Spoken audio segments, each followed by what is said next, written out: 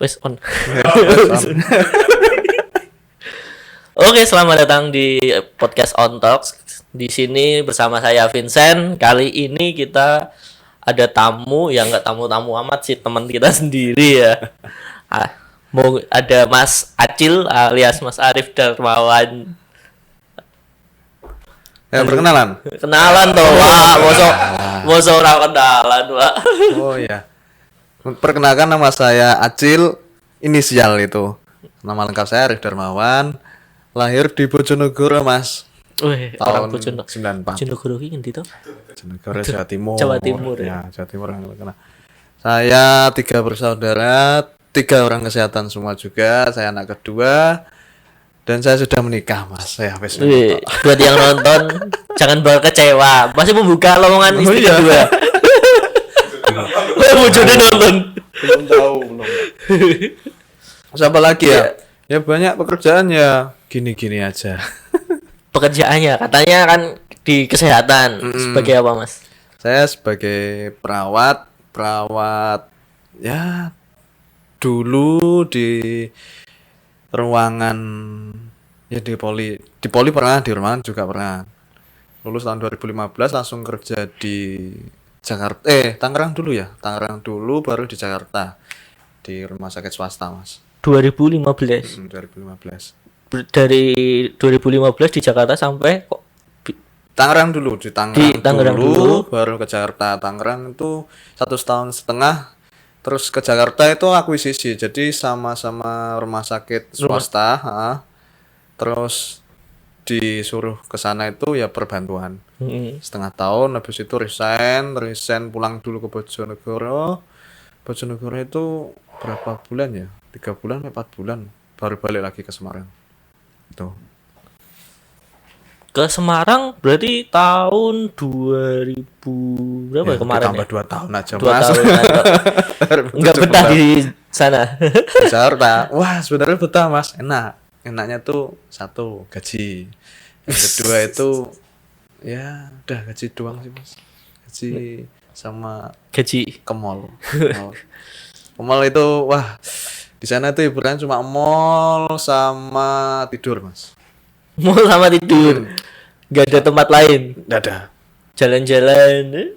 Satu, kan kerjanya dari jam 7 pagi, paling pulang jam 7 malam. Soalnya lembur. Terus kalau ke mall ya paling Sabtu Minggu. Sabtu habis pulang, Minggu pagi ke mall. Terus ya selama 2 tahun cuma kerja pulang.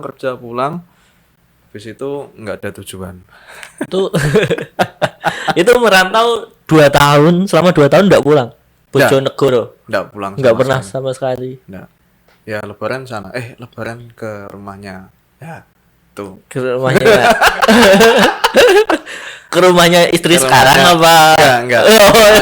Sebelumnya. X. Asik sih, Mas. Merantau di Jakarta itu. Satu ya ketemu banyak teman-teman dari luar pulau. 2 itu ya belajar bahasa daerah masing-masing mereka. Kalau kita kan sama-sama orang Jawa kan tahulah tiap hari ngomong kowe, aku, kulo, sampean. Udah hafal ya. Udah hafal. Kalau orang Batak gimana, Mas? Batak. Keras, Pak. Kawin.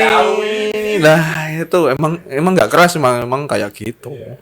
Tapi buat kita yang baru kesana baru kenal itu kan pertama kan pasti kan. Karena kita nggak pernah familiar sama kata-kata atau nadanya kan.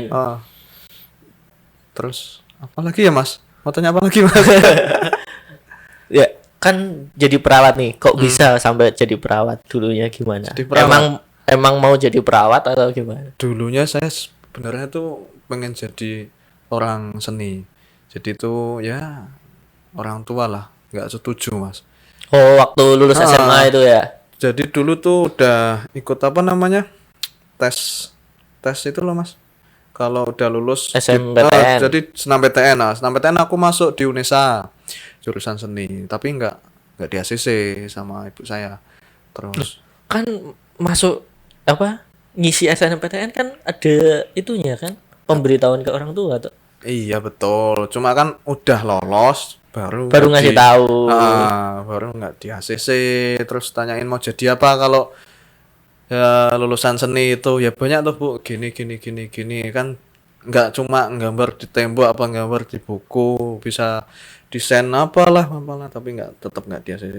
Maksudnya pengennya ibu saya itu berguna bagi masyarakat itu loh Mas. Kan udah ada keluarga yang dari kesehatan. Terus kakak juga kuliah di kesehatan. Akhirnya aku kan main ke Semarang, ke Ungaran. Perawat juga kakaknya. Betul, perawat. Main-main. Tapi sebelum daftar di salah satu kampus di Ungaran tuh pernah daftar di sini Poltekkes Mas. Tapi nggak keterima. Jurusannya apa ya?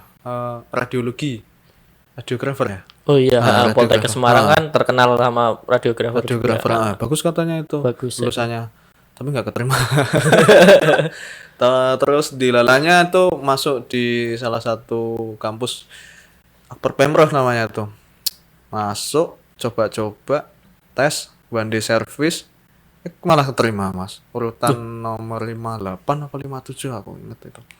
One day service berarti satu hari itu langsung. Jadi itu saat jam 7 pagi tuh nyerahin ijazah sama apa namanya? Nilai-nilai itu.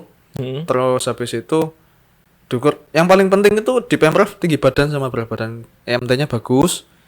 Walaupun nilainya bagus kalau tinggi badannya nggak nyampe 165 itu nggak keterima di sana Mas. Nggak lolos. Nah, yang poin utama itu EMT cowok 165 cewek 160 terus udah tes apa berat badan tinggi badan apa terus apa kumplat apa enggak itu IPK kok IPK 6 dan 6 dulu itu istilah lolos itu terus habis itu tes tulis sampai jam 10 terus lolos langsung tes kesehatan di tempat langsung terus yang penting nggak ada riwayat penyakit lain lah kayak tensi terus buta warna itu kan yang paling penting kalau di kesehatan masa kita nggak tahu warna merah sama hitam.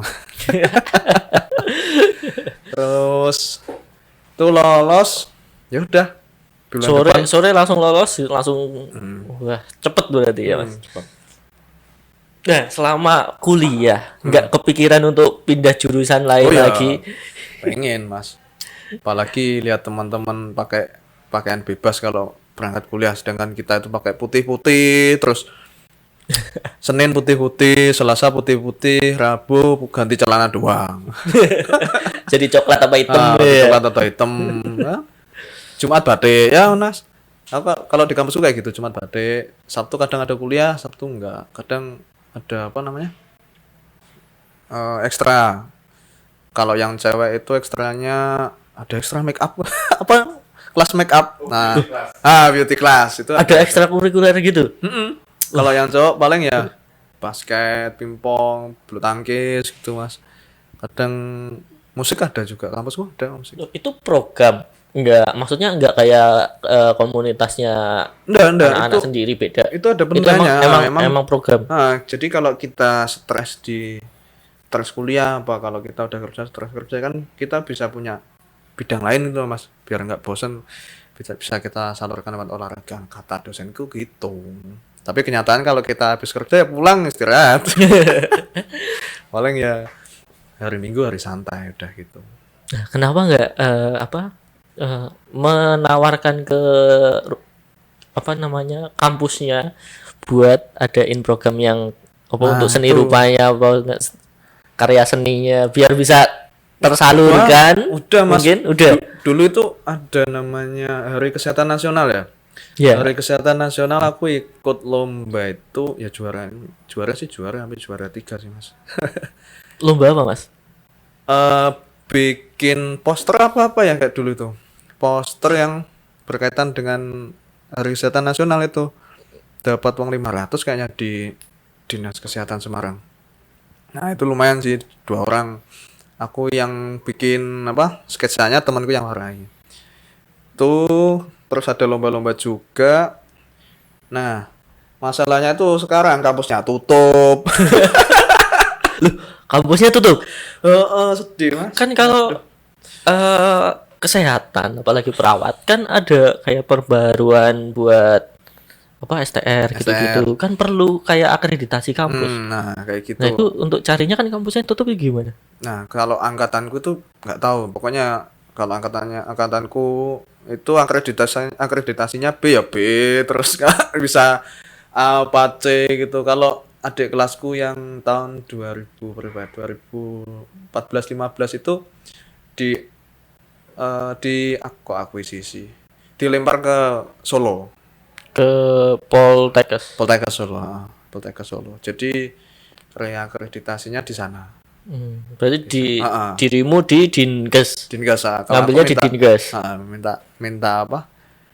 Minta pembaruan di Dinkes. Itu udah di podcast ya? Enggak. Oh, enggak. Soalnya Beda, Pak. aku 3 tahun langsung di sana lulus. Oh. Di Pemprov itu lulus enggak.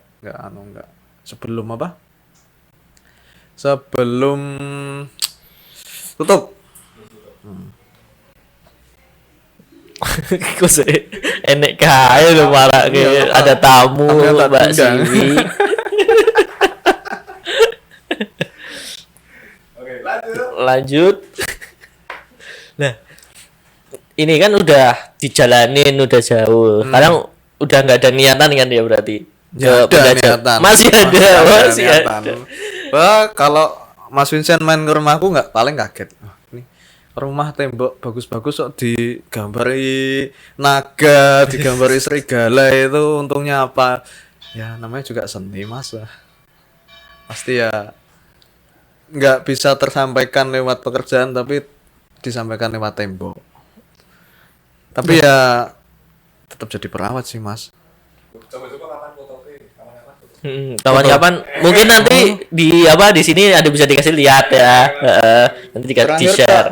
cek lewat Google Map itu belum kelihatan loh. Di luar apa di dalam? Di luar. Oh, tembok rumah luar berarti. Luar rumah. Nah, sekarang kan nih Mas Acil kan suka gambar nih. Suka kan lagi ada yang booming nih Apa mas? NFT ya. NFT. Nah, kan bisa tuh Mas. Tertarik enggak? Boleh. NFT tapi ya gambarnya harus absurd banget sih mas. Kalau nggak absurd nggak laku. Loh kan semua gambar kan bisa termasuk tuh di NFT itu. Bisa, cuma kan ada kriteria di dalam seni ya mas ya. Kalau ngomong seni itu wah nggak ada batasannya sih mas. Misal kalau kita cuma coret-coret apa kuas terus kasih warna hitam putih itu kan monokrom, terus kalau merah kuning hijau itu apa mas? Pelangi. Kan banyak banget kalau kita gambar kotak-kotak kan pixel. Ya tinggal kita pilih apa? Jalurnya masing-masing. Aliranmu ya? Nah, aliran Nah, lah aliranmu apa? Maksudnya gue lo.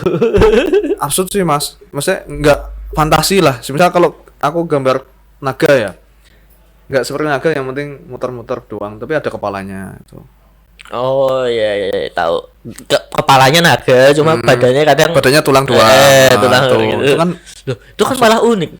ya unik, Bisa cuma jadi mungkin. cuma udah banyak mas. Oh, udah banyak tuh. Kayak gitu. Apalagi di kalangan tato itu kan banyak banget. Wah, iya itu tato artis itu Tato artis ada bagus-bagus tuh.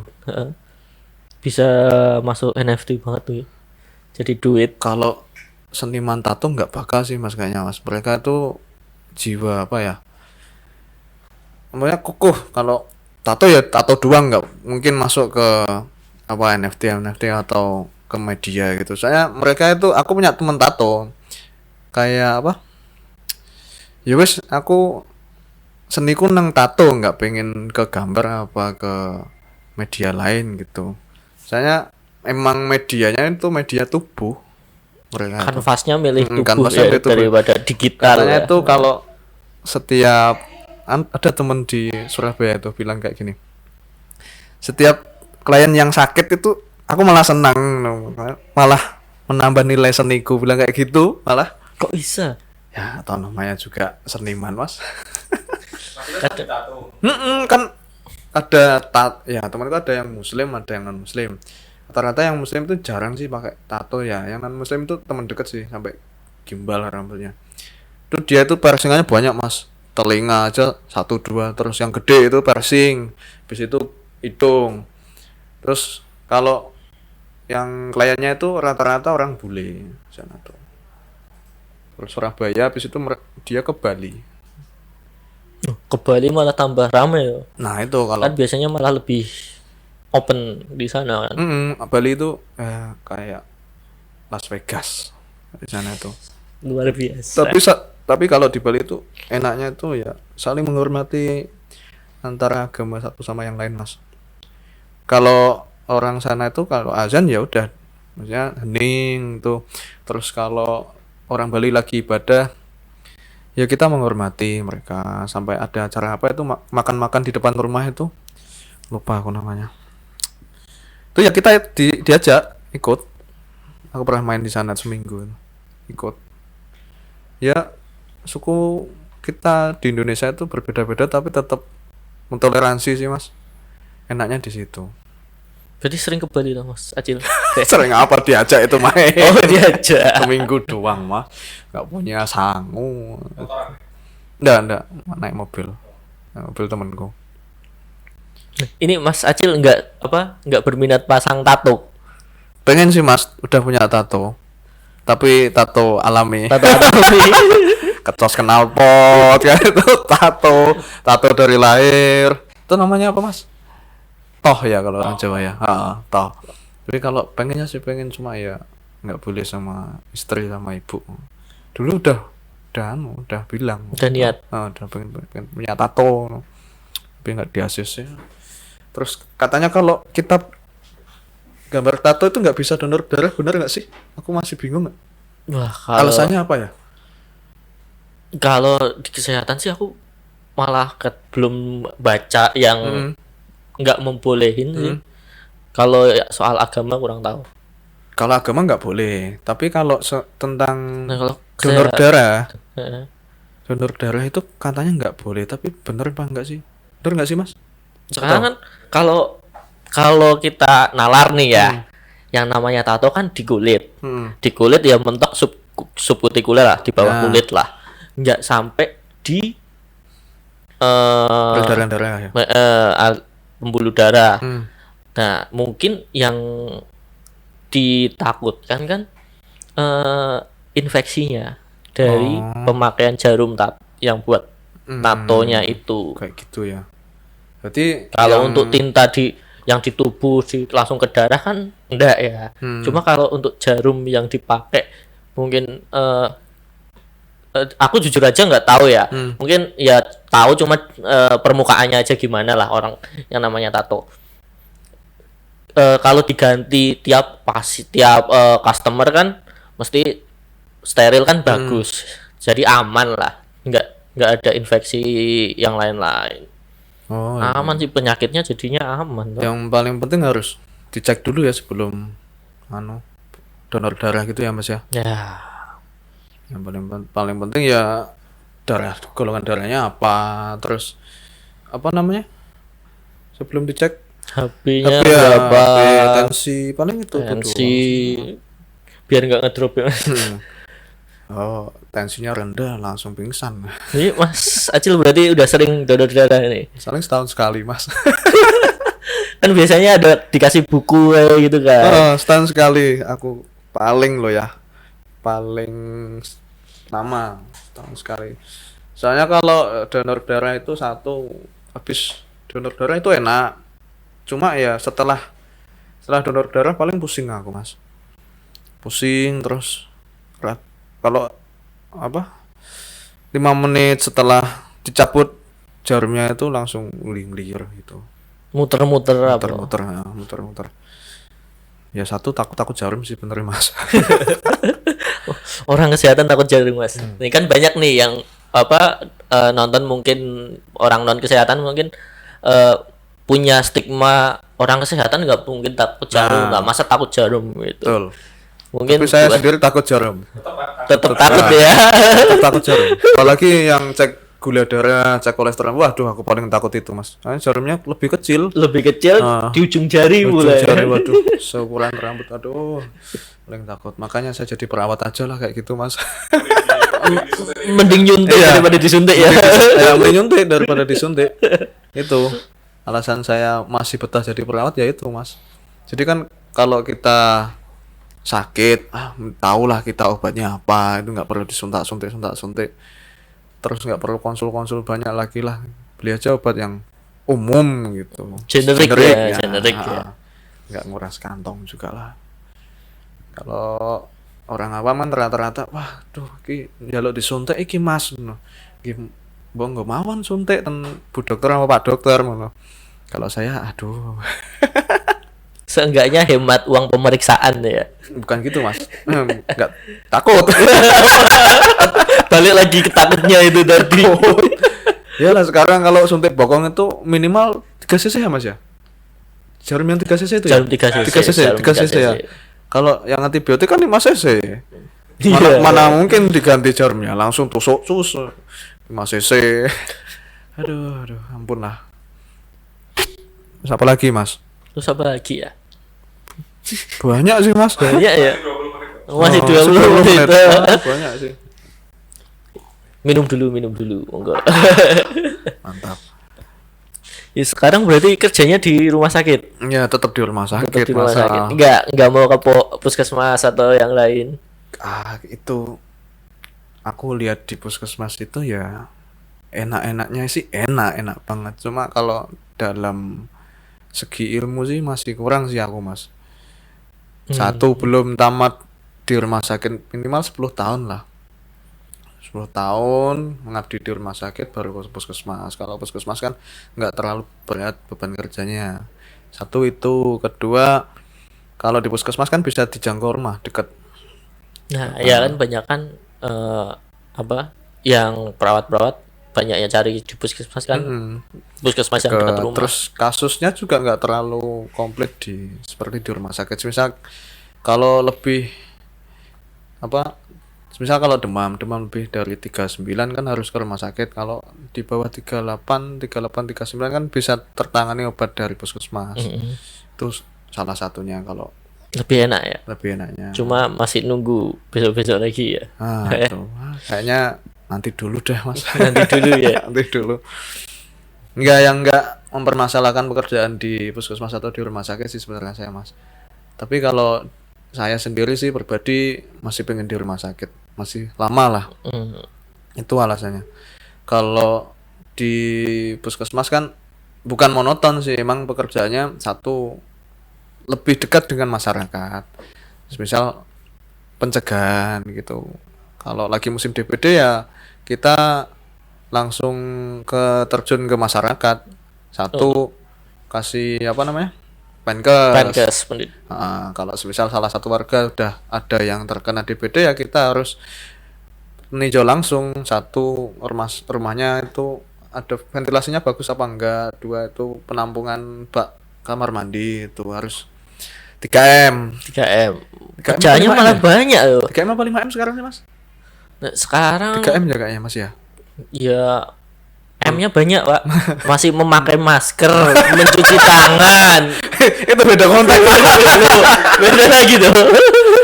3M DBD cuma menutup, mengubur sama menguras ya Mas. Menguras. Kalau yang ini DBD Kalau yang satunya itu 5M yang COVID. 3M terus apalagi nambah obat jentik-jentik itu Mas. Itu T. Itulah. Terus kalau di Bumil kita kan harus tahu nih jumlahnya itu di ranah objin ya. Nah ini pasiennya udah berapa bulan, kandungannya usianya berapa bulan, terus rencana mau kelahiran di mana, puskesmas atau di rumah sakit, terus bisa tertangani nggak di puskesmas kayak gitu sih Mas. Tapi rata-rata masih bisa ya Mas ya di puskesmas ya? Masih bisa. Masih bisa. Kecuali kalau ada bidanya. Kalau nggak ada ya nggak bisa. Harus rujuk ke rumah sakit. Itu terus dua anak cukup itu apa Mas? KB ya itu. Kita harus Penkes KB juga kalau di puskesmas kayak gitu. Malah banyak ya kerjaannya di puskesmas. Nah, sebenarnya malah banyak. Jadi yang dirangkup itu nggak cuma Kalau di rumah sakit mungkin kan udah diplot-plotin nih. betul. Poli misalnya Opjin sendiri, Sendiri. anak-anak sendiri. TOG nah, terus poli umum ada, tapi kalau di puskesmas malah kita harus tahu semua sih mas. Harus tahu semua Harus ya. tahu semua. Terus kalau hari Jumat ya apa tuh Prolanis. Prolanis. Prolanis itu habis itu kita senam lansia, terus penkes pada pasien stroke DM. Wah, malah lebih berat sih benernya mas. Jadi kalau di rumah sakit mungkin kasusnya berat, cuma kan yang kita pegang ya tahu lah ya. Ya. Itu misalkan udah ada subspesialisnya. Kalau di puskesmas kan masih garda depan Masih sih garda ya. depan, paling Garda depan, pertama paling kan pertama. harus semua Iya, masuk. Ya. pencegahan, terus pengobatan, misal pengobatan tuh pakai obat-obatan yang alami, apa namanya mas itu? Herbal. Bukan. Kalau kalangan ibu-ibu itu buat apa? Tanaman obat toga ya. Tanaman obat dan tanaman obat keluar. obat keluarga. Nah itu aku nggak ada tahu toga. Taunya toga yang Toga yang buat wisuda. Itu sih mas, pengennya masih 10 tahun lah di sini di rumah sakit. Di rumah sakit di mana mas? Maksudnya di ruangan, di IGD atau di mana? Ya sesuai skill saya sih mas, nggak skill sih, sesuai apa namanya, peminatan itu sama sesuai ya ada sertifikat. Peminatan dan sertifikat apa mas? Sertifikat bedah. Kalau bedah itu bedanya sama yang lain? Sebenarnya saya nggak minat sih mas di bedah. Minatnya di mana? Dulu itu ada banyak tawaran di kampus saya tuh, nggak cuma bedah terus perawatan luka, ICU satunya sama HD. Tapi yang di ACC itu perawatan luka sama bedah. Soalnya yang di ICU sama HD itu udah kuotanya udah cukup, terus mahal. Itu satu. Terus yaudah teman-teman pilih bedah sama perawatan luka. Kalau teman saya dulu itu perawatan lukanya di Malang, Surabaya, satunya di mana ya lupa aku. Jogja kalau nggak salah, di rumah perawatan luka. Kalau angkatan saya itu yang bedah di Rumah Sakit Sultan Agung, Rumah Sakit Logorjo, Tugu, sama satunya lagi itu mana? Ini Wongsonegoro. Ketilang, Rumah Sakit Ketilang itu. Kenapa enggak yang perawatan luka? Kan banyak nih biasanya teman-teman perawat tuh lebih familiar ke perawatan luka karena mungkin kedepannya bisa buka untuk buka praktek rumah luka rumah luka gitu. Sebenarnya sih pengen mas, kalau jujur saya tuh nggak telaten. Satu alasannya itu nggak telaten, terus kedua itu kan kalau paling dasar ya, dulu dasar itu ya udah kita ninjau satu-satu rumah pasien. Kalau semisal pasien 3 hari dirawat, kita pasien pulang ya udah yang rawat kita. Terus satu itu, terus banyak teknik sih, teknik perawatan luka. Nah kita itu keterbatasan pada apa namanya, kayak salep, terus apa yang supratul apa itu, tapi yang khusus wound dressing itu, perawatan wound dressing yang khusus luka DM itu susah mas, harus pesan dulu. Kalau yang paling deket ini di Surabaya sih mas. Jadi karena terhalang untuk ketersediaan itu satu, terus harganya juga lumayan. Nah kita kalau merawat luka, kalau pasien yang kurang mampu itu nggak enak kalau pasang harga tinggi gitu. Itu udah dengan beban. Kalau kadang nggak usah lah pak, nggak usah gitu. Pernah dulu itu ikut kakak saya, ya udah nggak usah dibayar gitu kan. Terus ke pasien yang lain, terus misal dilihat lukanya, grade-nya lukanya juga sih mas. Kalau semisal udah memerah, udah bagus, ya nggak perlu dirawat luka lagi. Cukup kita edukasi, keluarga edukasi, perawatannya kayak gini, terus ya udah besok nggak usah kunjungan lagi itu. Jadi karena dua pilihan tadi yang HD sama yang rawat luka tidak available, jadinya terakhir ke bedah ya. Ya. Dan aku juga dulu nggak ada pandangan si bedah itu kayak apa, kamar operasi kayak apa, kayak apa ya. Itu waktu sekolah, waktu praktek itu nggak pernah masuk Nggak, kamar belum. operasi. Kan aku kuliah D3 mas. Ya D3 itu ya ke ruangan ke IGD ICU itu. Masih lama mas? Masih masih lama. santai aja. Nggak ada pandangan Nggak mas ada kamar pandangan. operasi ya. Namanya area steril, terus taunya ya cuma timbang terima pasien doang mas. Itu pelatihannya di mana Mas dulu? Saya di Sultan Agung dulu 4 bulan. Semarang, Jawa Tengah ya. Semarang deket Terminal Terboyo. Itu bayar sendiri apa dari kampus? Kan Sebenarnya gini, aku tuh 2,5 tahun itu udah lulus mas. Jadi ikut kelas akselerasi, terus setengah tahun tuh bingung, kampus tuh ngadain peminatan, mau langsung di wisuda, tapi harus nunggu 6 bulan atau ikut pelatihan. Ya udah ikut pelatihan aja bu. Dosenku kan nawarin kayak gitu, terus dikasih pilihan 4 itu, tapi yang di ACC 2. Nah sebelumnya ada pembekalannya kayak gitu mas. nggak jelasnya itu ya cuma dikasih tahu gambar video, kan kita nggak tahu terjun langsung ke lapangan seperti apa. Terus habis itu kita bayar sendiri sih, cuma ada uang tabungan. Kalau kampusku kan setiap bulan ada tabungannya dipakai buat ikut pelatihan. Terus diajak berapa nggak tahu. duit Mas? Hah? Berapa uangnya kalau untuk pelatihan itu? Dulu tuh cuma 5 juta mas. Murah Mas. 5 juta emang 5 juta. Sekarang nggak tahu. Sekarang berapa mas? Kemarin Mas Anggir tahu nggak? Udah di atas 7 ya. Udah di atas 10 malah. Sudah di atas 10. 10 malah. Ya cuma demi selembar kertas. 2 lembar malah aku. 2 lembar itu 2 lembar 5 juta. bolak-balik. Ya, lembar bolak-balik. Itu terus habis sebelum ke rumah sakit ada pembekalan 3 hari. Pembekalan 3 hari sama ujian praktek itu kayak cuci tangan, terus trapping pasien, terus salah terima pasien juga ada ujiannya mas.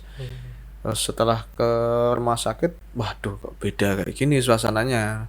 Ternyata yang diceritakan tuh beda, mungkin yang dari rumah sakit mana Logorejo itu beda sama rumah sakit Sultan Agung. Dari posisi bentuk ruangan, serah terima, terus ya kita menyesuaikan aja sih mas kalau kerja. Kalau kerja sama waktu pelatihan beda ya? Beda. Ya tidak mematok di buku sih. Beda kalau di sana. Terus kebiasaan teman-teman perawat, kebiasaan DPJP juga kita kan beda-beda. Kalau semisal sama ya. Semisal kalau posisi pasien kayak gitu. Aku ingat waktu pertama hal yang lucu itu, tak ingat waktu operasi SC.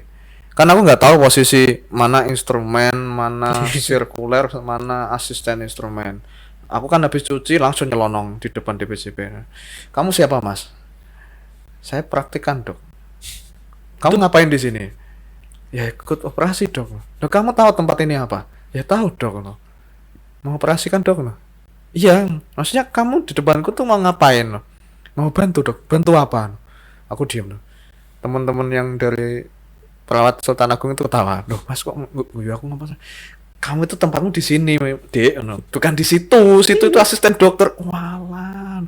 Terus tanyain dok. Lupa aku dokternya siapa. Nama cowok tapi. Kamu namamu siapa? Tak inget-inget ya kalau kamu kerja di sini. Cuma itu hal yang paling konyol sama hal yang paling tak inget-inget waktu pelatihan mas. Itu baru pelatihan itu, belum pelatihan. kerja. Belum kerja, aduh. Latihan aja udah kayak gitu. Habis itu kan aku jadi asisten instrumen terus. Kalau sirkuler kan ya kita cuma ngisi form sama bantu-bantu. Kalau instrumen kan ya bantu sih, cuma bisa kan harus steril ya. steril. Cuma karena waktu itu lagi latihan, jadi nggak andil banyak gitu mas. Ya enggaknya tahu lah apa Ya tetap operasinya aja nggak apa. tahu. Seenggaknya kan tahu loh operasinya apa SC. Ya, kita tahu di papan itu SC, tapi kenyataannya tuh ini alat buat apa ya? Terus fungsinya apa itu belum paham bener Mas. Belum paham bener berarti waktu pelatihan emang belum begitu paham banget ya. Berarti pahamnya malah waktu udah kerja. Pahamnya udah kerja. Ya namanya juga masih apa ya Mas ya? Pengen kemana-mana terus pengen nyoba-nyoba gitu loh. Jadi kan belum berpikir matang untuk satu tempat kerja lah terus ditelateni itu belum. Terus kan operasinya juga banyak tuh. Terus kan waktu pelatihan dikasih tahu kamu jangan terfokus sama pelatihan satu DPJP gitu, harus pindah-pindah. Besoknya pindah ke operasi apa ya, ambil batu ginjal itulah itu namanya. Kalau di Sultan Agung, operasinya ada di sini.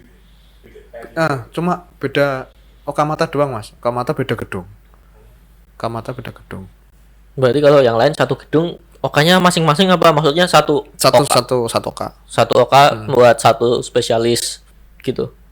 Maksudnya ini OK-nya anak objin, OK-nya bedah gitu. Kalau aku inget OK 1 2 itu kayaknya khusus objin sama bedah. Yang lain itu ya infeksius itu OK 5. Bukan berapa ya? Sampai OK 6 Mas itu. Lupa aku. Nah, paling lucu itu setelah hari dimarahin objin itu kan, setelah operasi objin itu aku ikut operasi pengangkatan batu ginjal itu Mas, apa namanya itu kan posisinya kan miring nih, miring ke kanan, tak posisiin miring doang, bednya yang miring. Kalau yang kerja di kamar operasi kan tahu tuh bed miring, aku nggak tahu ternyata tuh pasiennya yang disuruh miring, terus agak bengkok gini kan, malah DPJP-nya bilang kamu itu tahu nggak sih posisi pasien? Ya tahu dok. Ya kok bednya yang miring kan lucu toh Mas. Ya saya salah dok. Kamu itu kerja itu ya memikir, nggak cuma apa pencet-pencet tombol bed gitu. Aduh ya saya paham dok. Dan habis itu besok aku nggak pegang pasien. Nggak pegang pasien karena belum boleh apa trauma. Karena ditegur langsung, aku ditegur sama kepala ruang tuh.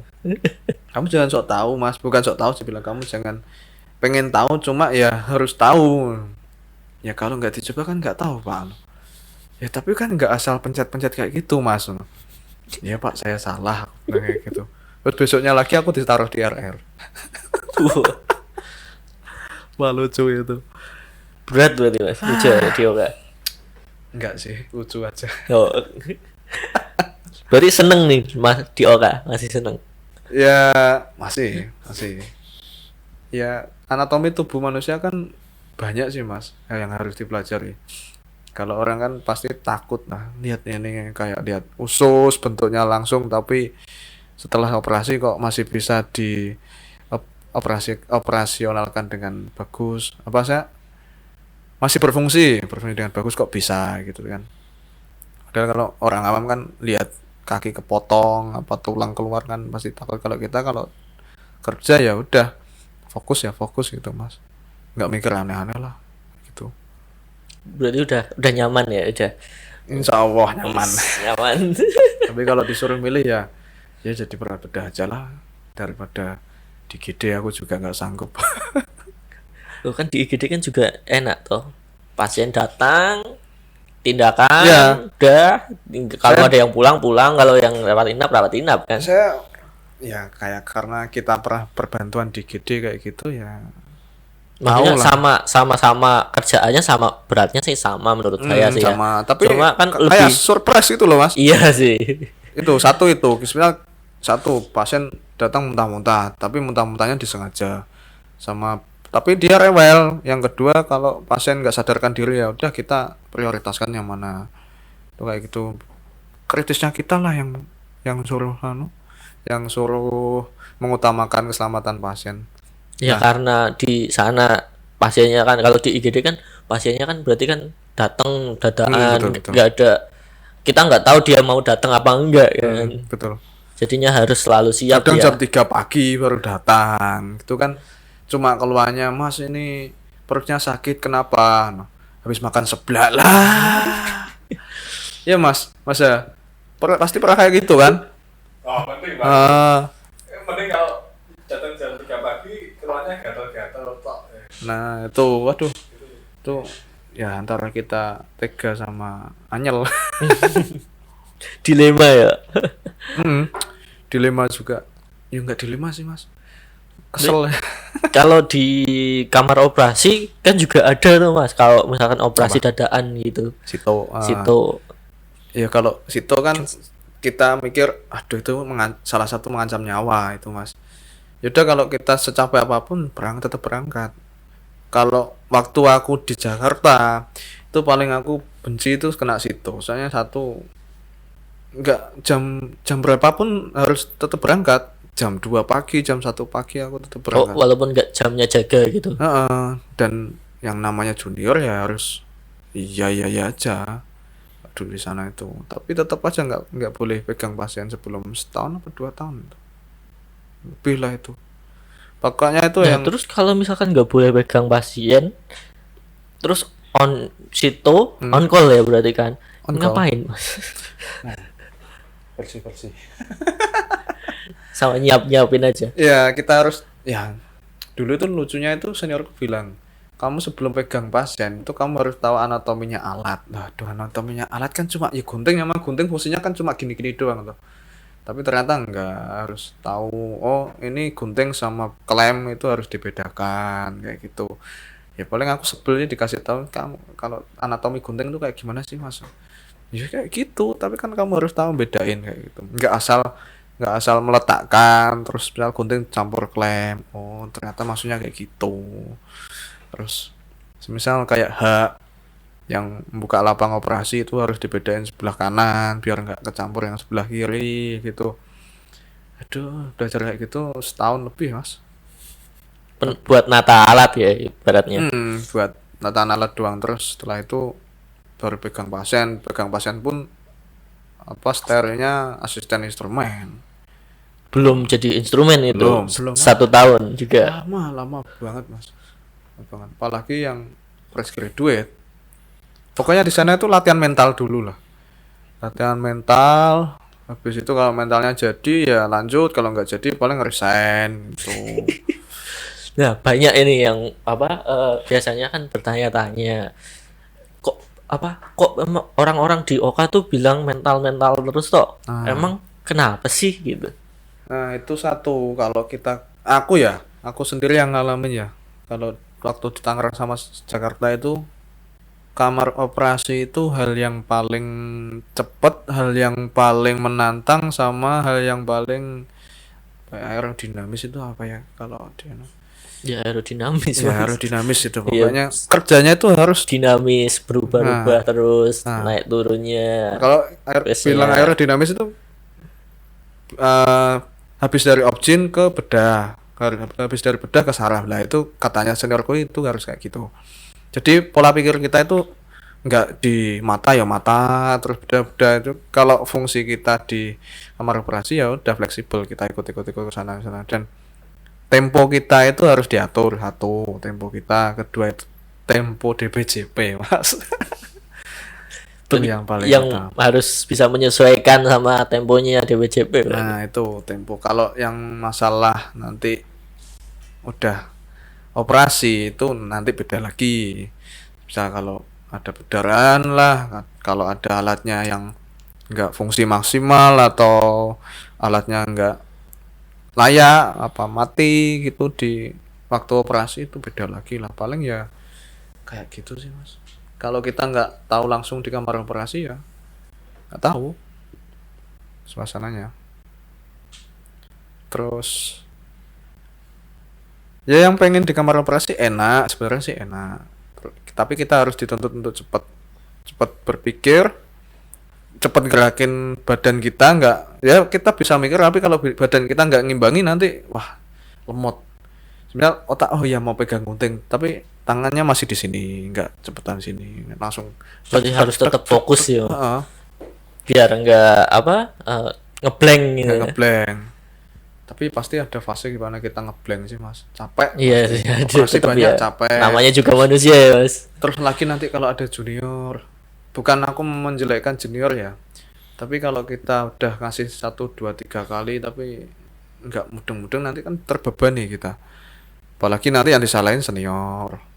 Soalnya yang dipegang kita kan nyawa mas. Iya. Bukan mesin atau alat.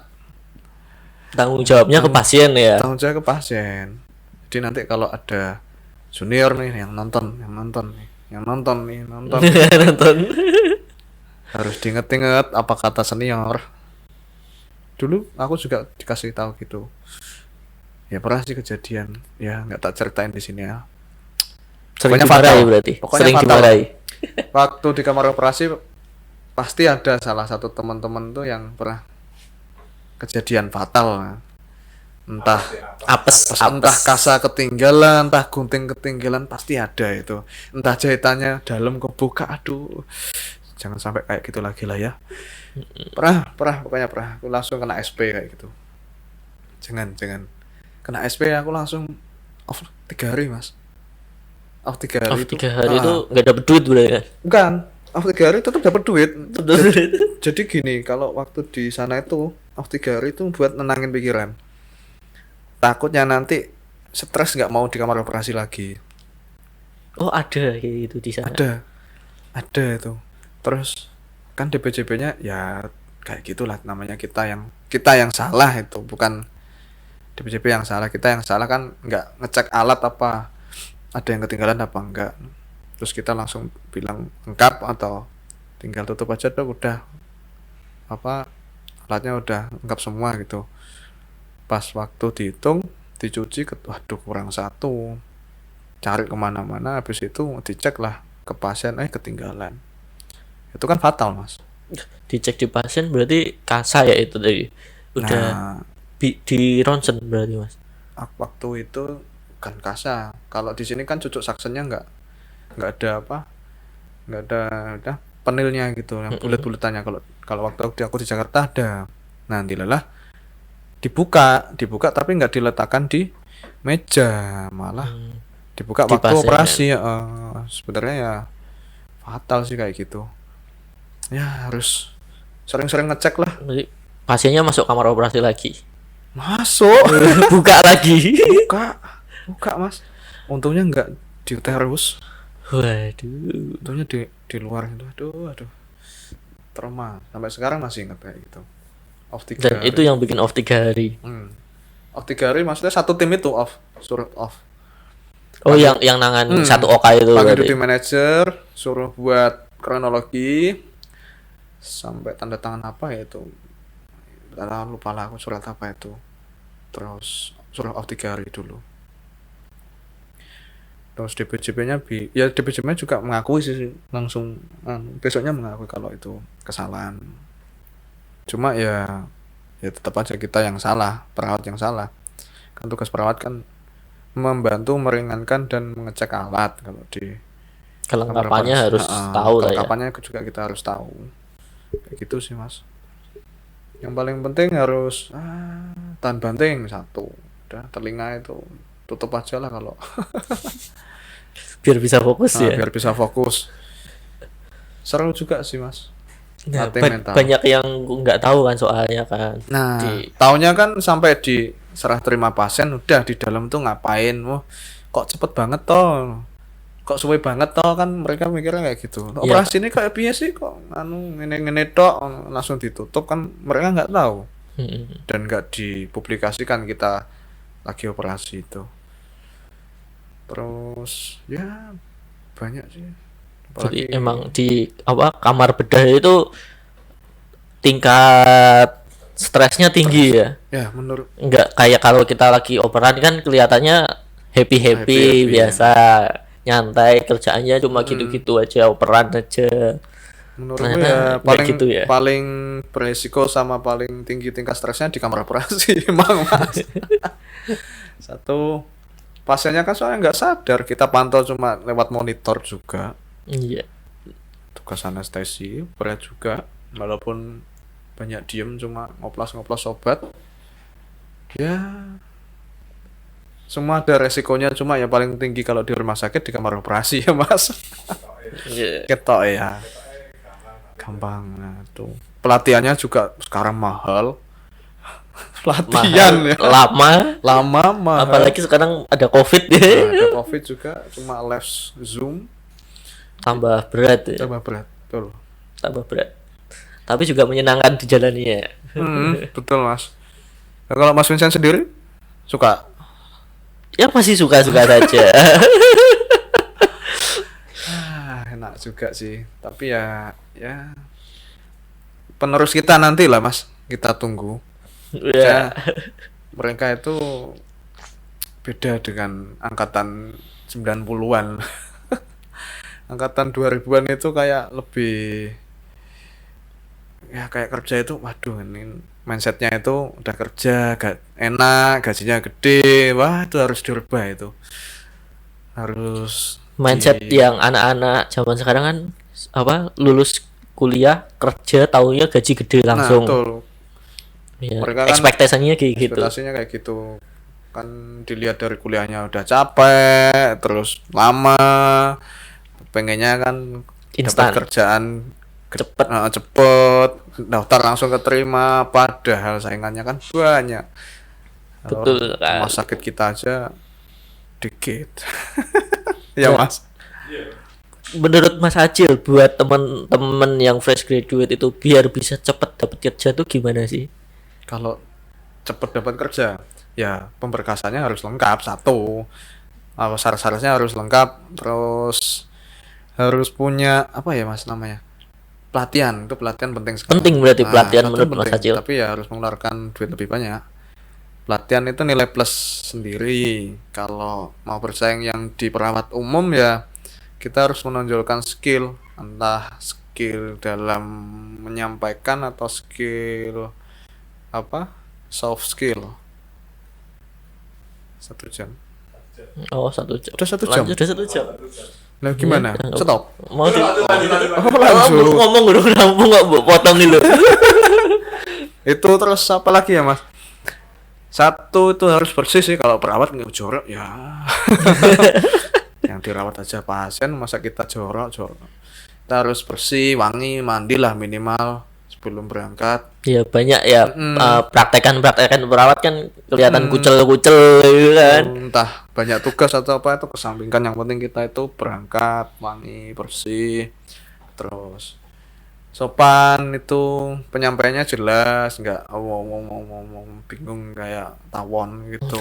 Penyampaiannya juga jelas, terus antar sesama teman sejawat itu saling menghargai lah. Kalau kita sama farmasi atau sama dokter apalagi itu nanti kan di ujian soft skill kan ujian soft skill ya, soft skill kan juga ada kayak gitu.